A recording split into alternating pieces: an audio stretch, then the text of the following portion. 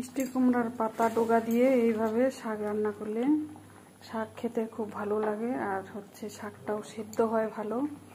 সেই জন্য প্রথমে জল গরম করলাম, তারপরে হচ্ছে সেই ফুটনো জলে পেঁপে, আলু আর এই যে 2টা শক্ত ডগা ছিল সেগুলো দিয়ে দিলাম আগে। তারপরে এর মধ্যে সামান্য পরিমাণে হলুদটা কম দিতে হয়, আর লঙ্কা 4টা লঙ্কা ফাটিয়ে দিয়েছি, আর পরিমাণ মতো লবণ। এই হচ্ছে এখনকার মতো। এখন কিছুটা সময় আমার সবজিগুলো ফুটে গেছে, এখন আমি শাক দিয়ে দেব।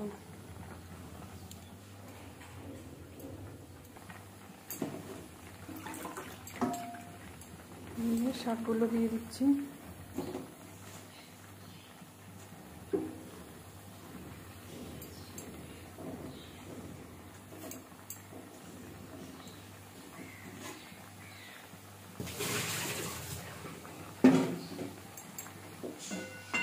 এখন এইভাবে এটা কাঠের কাঠি দিয়েই ঘেটে নিতে হয়, তবে শাকটা ভালো সেদ্ধ হয়।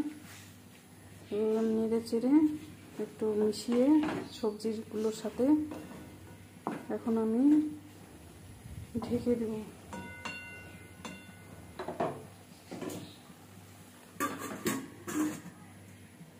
1 মিনিট আমার হচ্ছে জোরে থাকবে জালটা, তারপরে আমি হচ্ছে কমিয়ে দেব।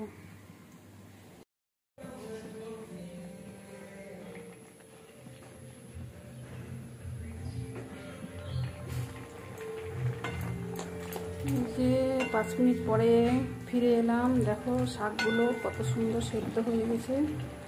এখন আমি সম্বারা দেব। সব গুলে গেছে কত সুন্দর। এখন আমি হচ্ছে নামিয়ে নেব।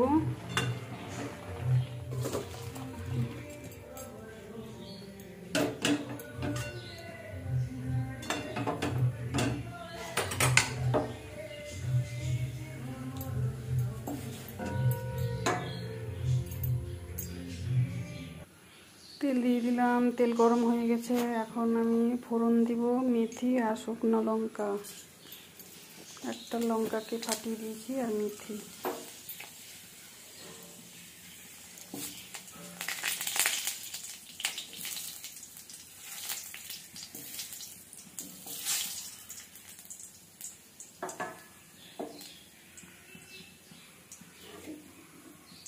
সম্বার হয়ে গেছে, দেওয়া পুড়ে গেছে, এখন দিব।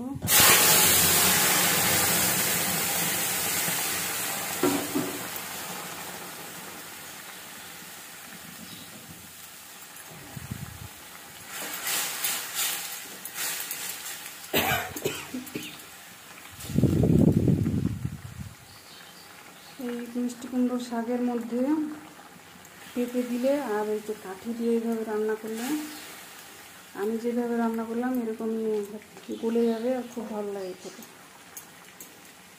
একবার কেউ এইভাবে করে খেয়ে দেখো, তারপরে বলবে। দেখো সব শাক গলে গেল, আর সবজিগুলো তো গলেই গেছে।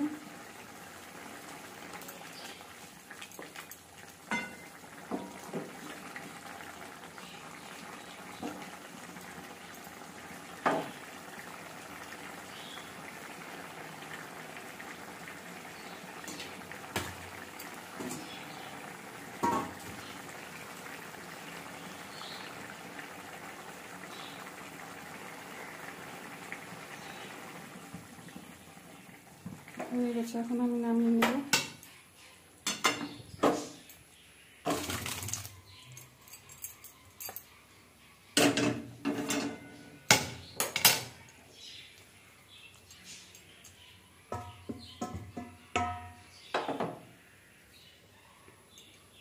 সবার কেমন লাগলো অবশ্যই কমেন্ট করে জানাবে।